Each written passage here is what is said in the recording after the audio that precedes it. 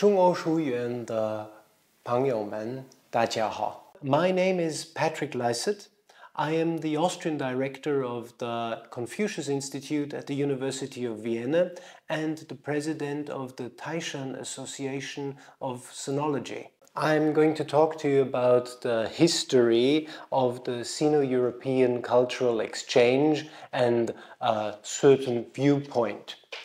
Please note that not everything that I say can encompass the centuries-old history, so I'm trying to go and forward to highlight just a few small episodes and try to give you a representative picture of what might be a positive and constructive view of a centuries-long cultural exchange.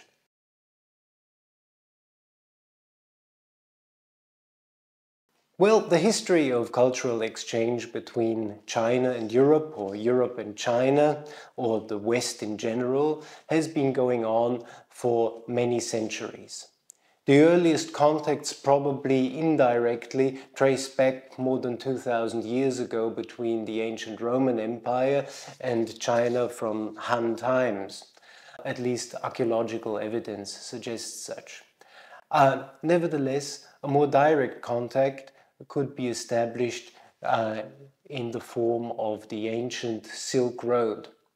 Now, the Silk Road, as we know from today's concepts, such as Idai Ilu, the revival of the Silk Roads, has a maritime component, so going over the sea route between China and Europe, and a land-locked, basically, component, spanning all the way from China across the Eurasian continent to Europe.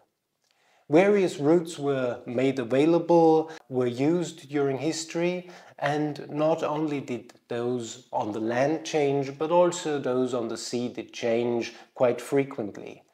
This is due to political changes, natural phenomena, different changes in sea currents, volcanic eruptions on certain islands, and many, many more factors. A quick note at the start.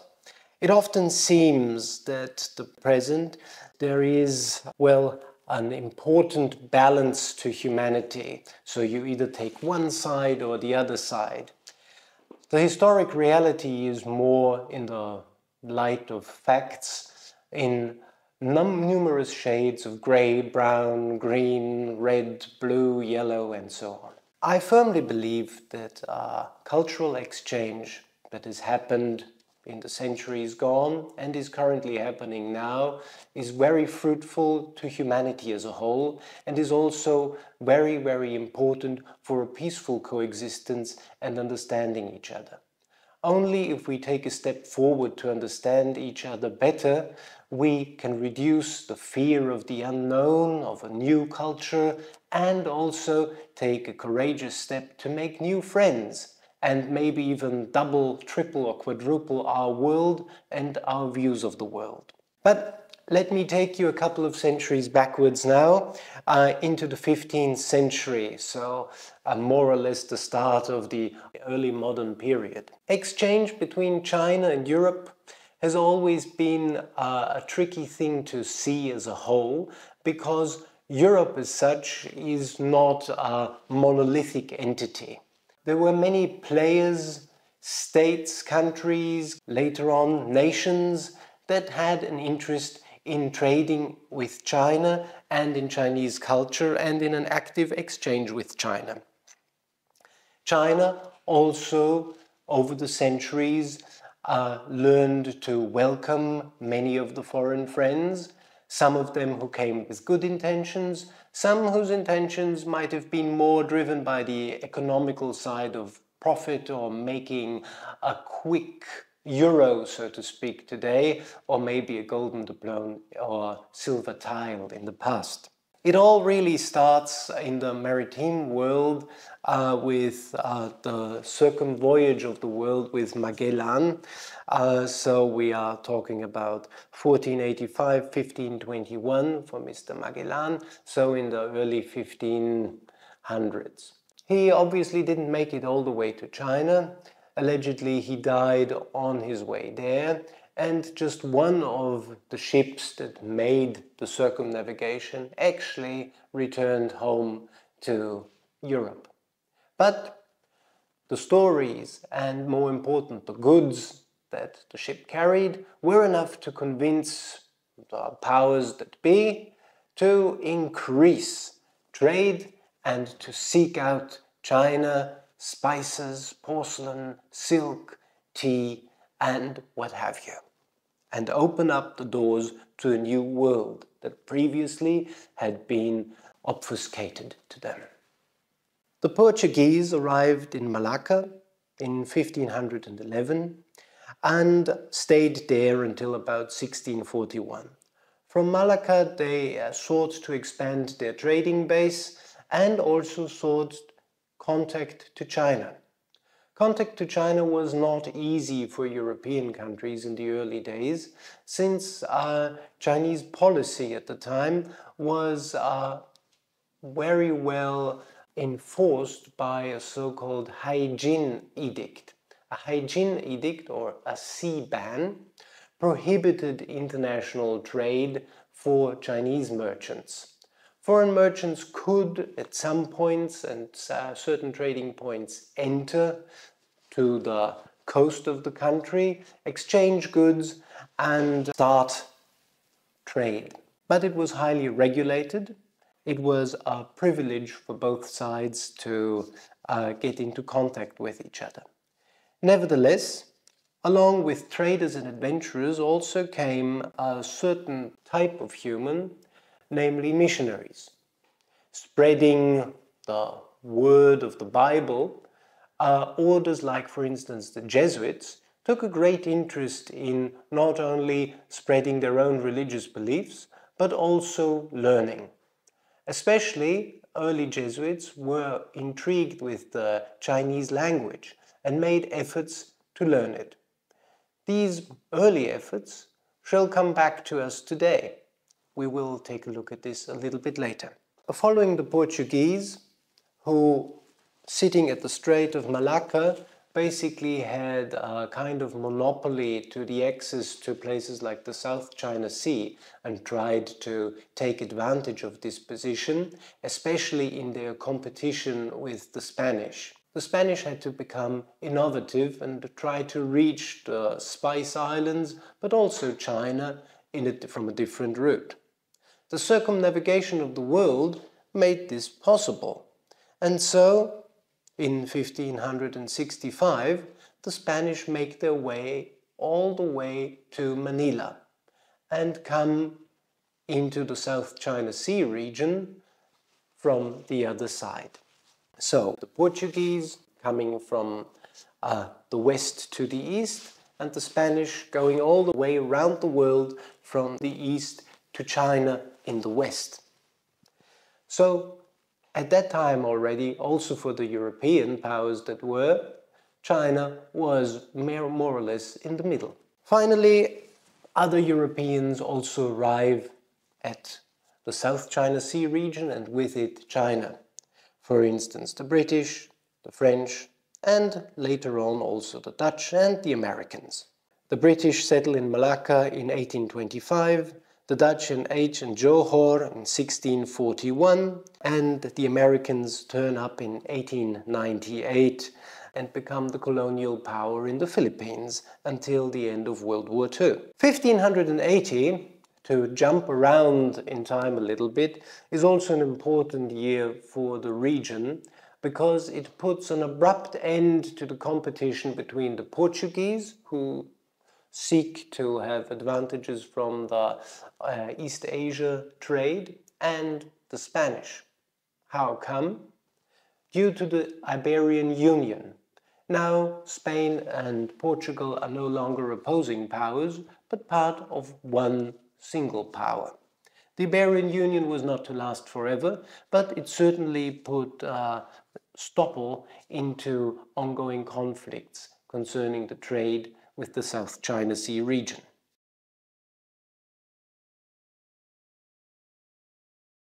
An important aspect of this early trade, which also always encompassed cultural exchange, because the one piggybacks basically on top of the other was the Manila galleon. The galleon, a ship, a trading ship, or more a series of trading ships going basically through the world, is a prototype of something that you might call modern world trade. The concept started as early as 1565 and ended only in 1815. So what happened? Spain had, as per the Treaty of Tordesillas, ownership of a part of the New World. Portugal also, but Spain used its part, especially the very western part of the Southern America, to launch ships over the Pacific Ocean into the direction of the South China Sea and China. Now, the Manila galleon basically started out in Spain and went to Latin America. From Latin America there was a small way overland to a trading post, and then to Acapulco. Well, from there, after the land route was successfully tackled in Latin America, ships went from Latin America to the Philippines, to Manila. And from Manila, there was a very intense trade towards China. What was the profit of it all, and what did the people trade here? Well, first of all, in-kind things.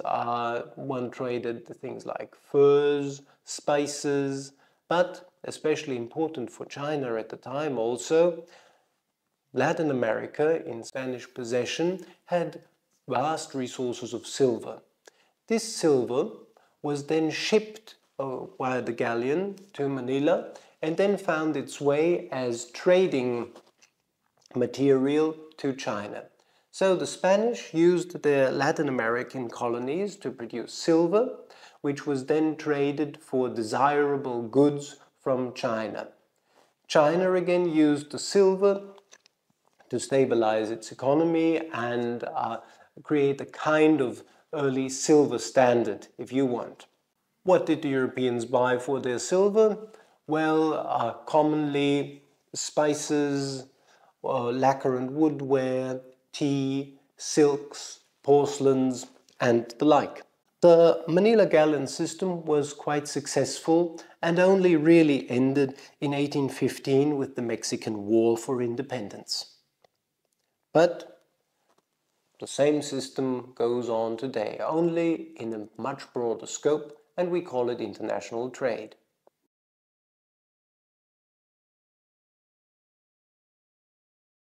Now, apart from everyday goods, luxury goods and commodities, much more important things also traveled along the Manila galleon or the early and also later trading ships. That is, ideas. Chinese ideas, philosophy, culture, religious ideas, science, literature, all that found its way to Europe, created mainly by those who translated works of Chinese philosophers or the Chinese classics, like for instance Tao Te Ching or the Lun Yu, the Shi Jing, and the like. The Jesuit missionaries were responsible for translating a huge amount of Chinese literature, classics, and whatever they could get their hands on, really, into the Latin language. And from the Latin it was often translated into other European languages. Latin earlier being, of course, the language of European scholars, and thus those ideas and those informations could spread quite a lot, quite early in Europe. An example of this would be the influence that China had on people like Michel de Montaigne. Montaigne in 1580 writes, and I quote in a translation, "In China, a realm whose devices and arts, without having any direct connection with us, and without that it knew us, alas, being some pieces far beyond us, and whose history serves to teach me how much larger and richer the world is than neither our ancestors nor we have comprehended, the emperor sends servants of the realm into the provinces to investigate their condition. These civil servants, as much as they sentence those who have a disorderly conduct in their position, reward freely those who show orderly conduct and whose achievements go beyond what would be expected of them. So we see in 1580 one of the most eminent French scholars paints a very, very positive picture of what he knows and has come to know of China based on the information that he got. The fascination with China stays with European scholars. Also today, dozens, hundreds, and thousands of students are fascinated by China, Chinese literature, philosophy, and also, to be fair, economics. The picture of China develops, and Chinese culture flows into Europe. But also European ideas trickle into China. A prominent example of that would be the work of Matteo Ricci and Zhang Wentao. In 1602, they together draw the Kunyu Wangguo Quantu. The Kunyu Wangguo Quantu is a map of the world, and it is one of the earliest maps depicting the whole modern world, at least from a knowledge point of view of the 17th century. But the unique thing about the map is that China is displayed in the middle of the map. Not like it was customary for European map makers to draw Europe in the center, most often Rome as center of Christianity. But this map depicts China in the middle. We are very lucky here in Austria and in Vienna because in our National Library there is a quite old version of this map, maybe even one of the few surviving originals. The map is quite big and large as such, so it is a couple of meters long and about 2.5 meters high, and it is made on 6 panels, which are basically laid out next to each other to see the whole world. Why would a Jesuit priest put China into the middle of the world? Well, it kind of was a gamble, and it eventually paid off. The map was intended as a gift for the Chinese emperor, and this gift should open the way towards the imperial center of China for the Jesuits. And it worked out. Matteo Ricci was awarded the status of a mandarin, and he was welcome at the court. That just being an example of how cultures meet, create new products, and then have a positive impact on intercultural exchange. Matteo Ricci, together with Zhang Wentao, draws this map in a European style, but away from the European style, he places China in the center of the map, following the ideas of Tianxia and Zhongguo, so the country or the realm in the middle. But not all of the European ideas that come into contact with China are long-time beneficial.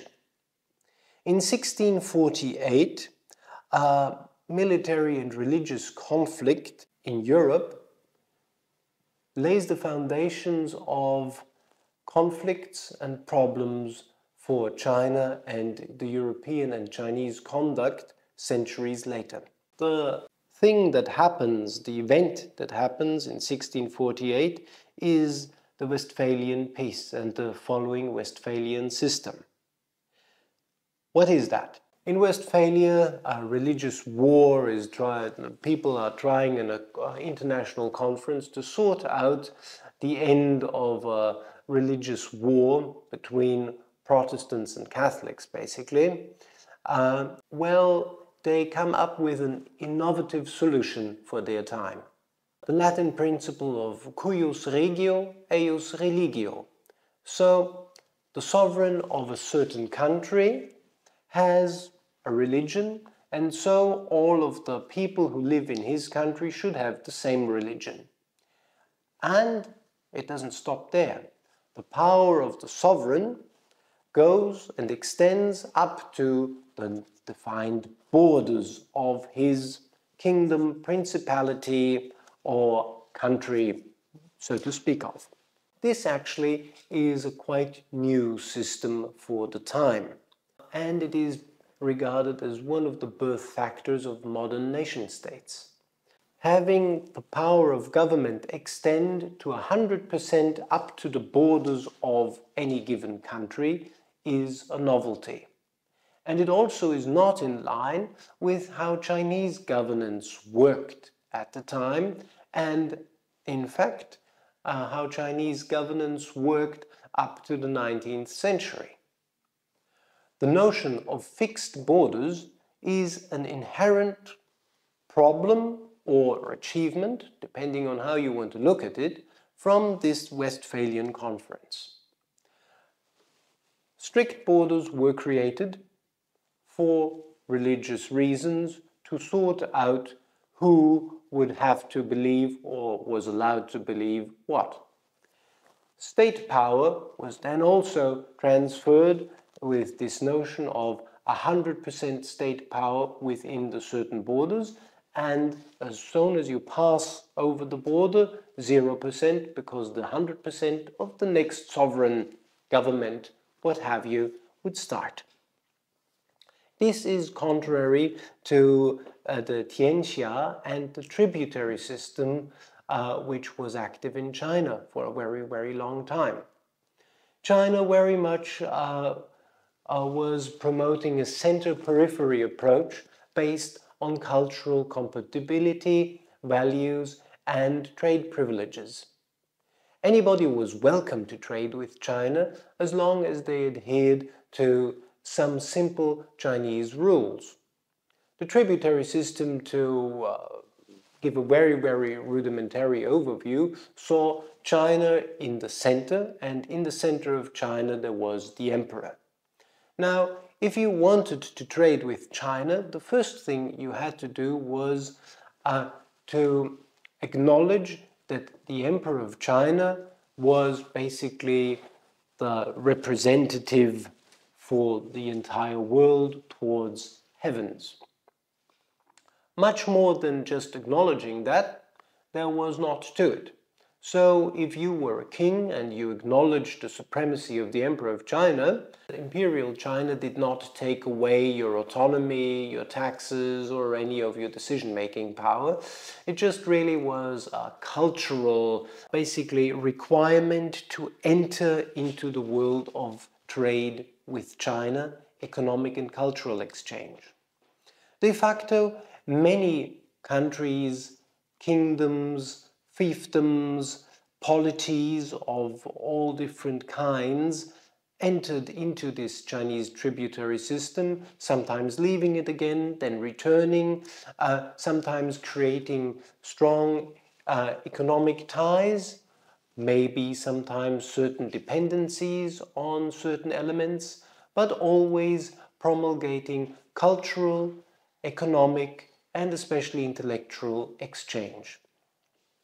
Things that were exported from China were not only economic goods, but very often ideas like administration, government procedures, ways to track taxes, certain scientific achievements, or even as basic as language. In fact, many countries used parts of the Chinese language for some time, and part of them do until today.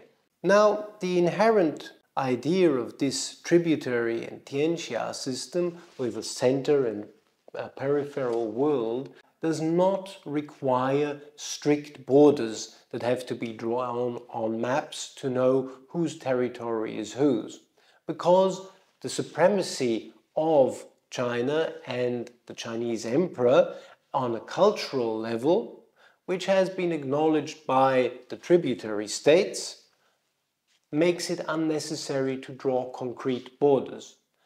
Basically, everybody is on the same team, so it's not really necessary to differentiate too much. The highest need for differentiation probably comes from tax collecting, and this is not organized by a nation-state tax systems, but more by tax regions, and those regions being applicable for whomever collects their taxes there. In fact, sometimes ideas come into the South China Sea region or the East Asian and Southeast Asian regions that make it possible for tax collectors from a number of different countries, kings or political leaders or local centers to collect taxes from the same city but different elements of the population. So, for instance, people who live on houses with stilts pay taxes to the one king, and people who live on houses without stilts, they pay taxes to a different king. And then again, other people who live in the same city pay their taxes directly to the local Chinese official or governor. This, of course, creates some confusion when the European powers come to China. With their understanding of fixed borders, they want to know where China starts and where China stops. But China, being the idea of a cultural civilization that is being made available to anybody who wants to be part of this civilization and thus interacts with Chinese civilization, does not have this notion. So conflicts do arise, especially in the northern areas of China with the European power Russia.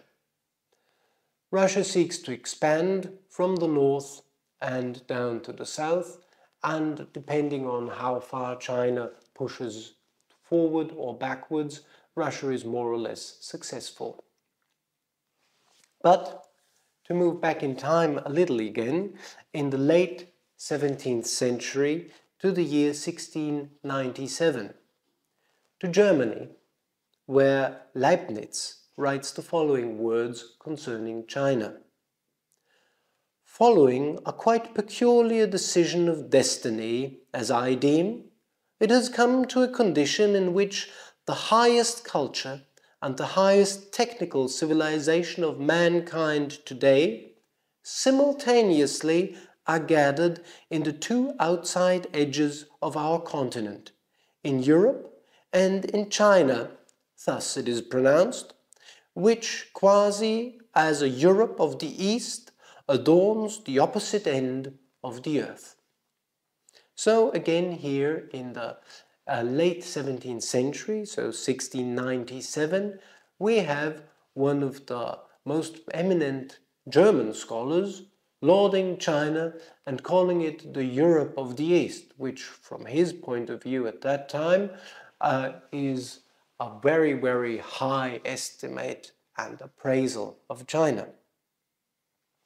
Now, the fascination with China stays, but the more you come to know China, also as European traders and European countries and scholars, the less magical and unknown it becomes, the more fascinating it becomes, and the more you want to interact with it. Sadly, not all of those interactions between Europe and China were always on a so positive scale, just as Montaigne's or Leibniz's appraisals of China. In the 19th century especially, Europeans and other Western powers become very hungry for Chinese resources, trades, and the age of colonialism also does not stop in the South China Sea and China. The Opium Wars happen and lead into a very, very bad situation between Europe and China. Many European powers try to create little colonial swaths of land, try to colonialize China, and the Chinese Empire has very little it can do against it. That is not because China is technically inferior or something like that, but because China is riddled with a number of conflicts. Among them, the Taiping Rebellion, which causes a lot of internal hurt and many casualties due to fighting, due to famine and displacement. At this time, it is exactly when certain European powers attack China to gain economic advantage and try to integrate China in their colonial system. But not all of it is bad. Finally, the Opium Wars end. There is a series of, from a modern-day political science and international law point of view, very unfair, thus also called unequal treaties. China learns and observes. China then evolves. And finally, the era of imperial China draws to an end and the Chinese Republic is born.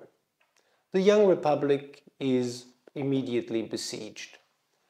Japanese aggression in the 20th century leaves its mark, and only with the founding of the People's Republic of China does an era of peace begin again for China. Exchange and cultural exchange goes on, even through hardships of colonialism, oppression by other powers. There is also a group of people in Europe, for instance, who are still fascinated by China in a more than positive way. There is a special word here, so it becomes fashionable throughout the ages to include certain elements of Chinese culture in your own home or in your own museums or in your own countries. There is no proper status without China. So China is, in this very dark period of time, forced to weigh on Europe more in a cultural and partially economic sense than it can in a political.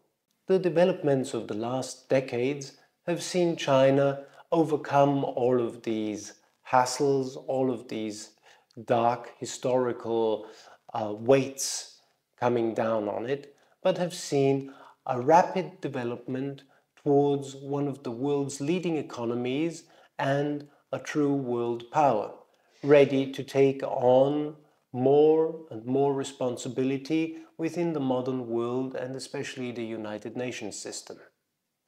China today is more than ready to do its part, and so it's also no wonder that China, for instance, is involved in many UN peacekeeping missions, supports the United Nations, just as European countries do in many economic and development cooperation projects.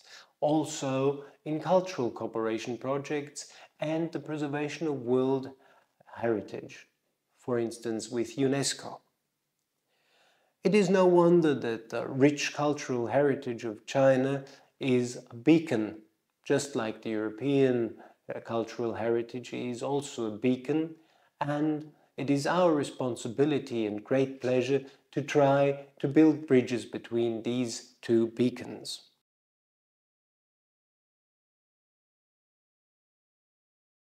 A quick word on another fact that I stated before. You remember we were talking about translations of Chinese classics and other Chinese literature, for instance, by the Jesuits. Now, today we have the vast amount of Chinese literature, and even more is written daily by new authors, new literates, scientists, and so on. But many of our interactions today are still founded in translations that were made a couple of centuries ago. The Jesuits, while very sophisticated scholars, had a particular view on the world, especially through a Christian viewpoint and a scholarly viewpoint of let us say, for instance, the 17th century. This viewpoint should every now and then probably be redefined. And so we find ourselves today with standard translations for Chinese words that actually date back to translations from the Latin. And that might do very well for everyday words, but some, especially cultural or philosophical terms, might be reflected again every now and again to see if we can really mean what we say or say what we mean. To give a very simple example, the Chinese word long is very often translated into European languages as dragon. Now, a dragon from a European point of view is a mythical beast which very often breathes fire, has wings and claws, talons, and is an inherently evil creature. The Chinese Long, on the other hand, is a mythical creature that is very often associated with water, not fire, and is inherently good and beneficial towards humanity in its nature. For instance, it could be said that Lung is responsible for rain or seasonal productive flooding that leaves good and nutrient soil. Do you now translate Lung as dragon, or do you leave Lung be a Lung and a creature in its own right? I do not have a very good answer for you, but think about it, and maybe we can also expand all of these words into a new and reflected interaction between ourselves and our friends in China.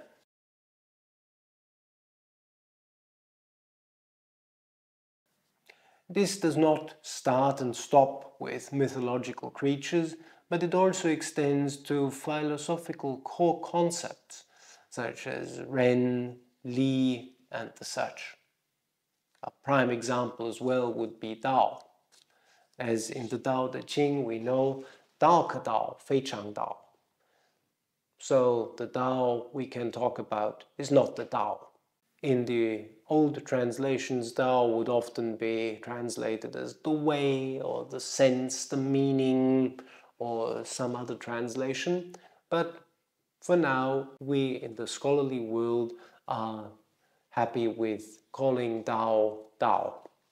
In the world of cultural exchange, it's maybe also important to note that whilst we sometimes seem worlds apart and the European and the Chinese culture seem to be quite different, the basic principles are not that different at all. For instance, things like the Golden Rule can be found in many Chinese and many European philosophies. So the basic principle of do not unto others what you do not want them to do unto you. These things can be found with Kant. These things can be found in the Rujia and the Daojia, and even with more modern philosophers. And this common ground very often can serve as a cornerstone of cultural exchange and mutual understanding.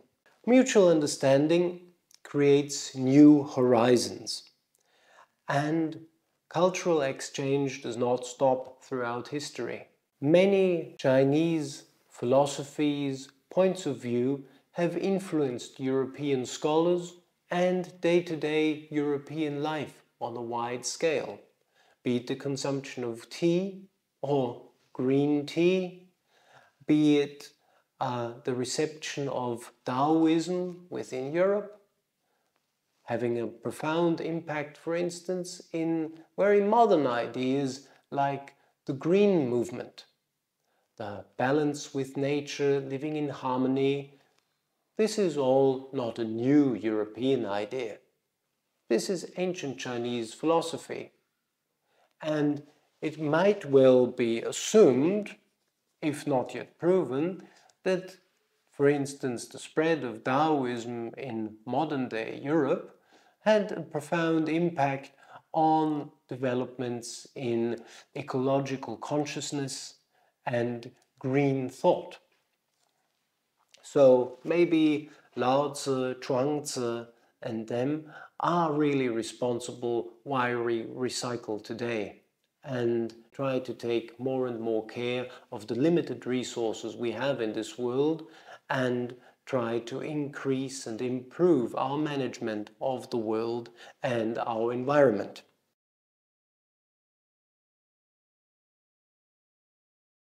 One vehicle that promotes cultural exchange between China and Europe is the Confucius Institute. And I would like to take a very short time to also show that the idea of the Confucius Institute is profitable for both and de facto all of our worlds, to create bridges of understanding, to introduce Chinese culture, for instance, here in Europe and in Austria, and to also act as a literal bridge for Chinese scholars, artists, philosophers, and other people from China to come to Europe to partake in cultural exchange events, get impressions of what we here do and also how we perceive Chinese culture, and then take the next step in communicating with each other. All of this creates, hopefully, a cultural win-win situation and helps us navigate the modern world in the search of a 美好生活 or a good life together in the world community. Confucius Institutes, like the Confucius Institute at the University of Vienna, try to promote the rich resources of more than 5,000 years of Chinese cultural heritage and also modern Chinese culture, literature, science, and achievements. It is a very fruitful and beautiful work, but it also requires an eye for detail, as the overwhelming number of different cultural techniques of art, of works of total art, is too much to present in one lifetime, probably. So it is an ongoing dialogue and an ongoing bridge-building exercise between two worlds, and maybe, as Leibniz said, there is the center of the world might not be China, but it might be one of the shining beacons of the world. And Europe also probably is not the center of the world, but it has the potential to maybe again become a shining beacon. And wouldn't it be something if both of those beacons shine together and help shape a common and prosperous future for a better life for all of humanity? Thank you very much.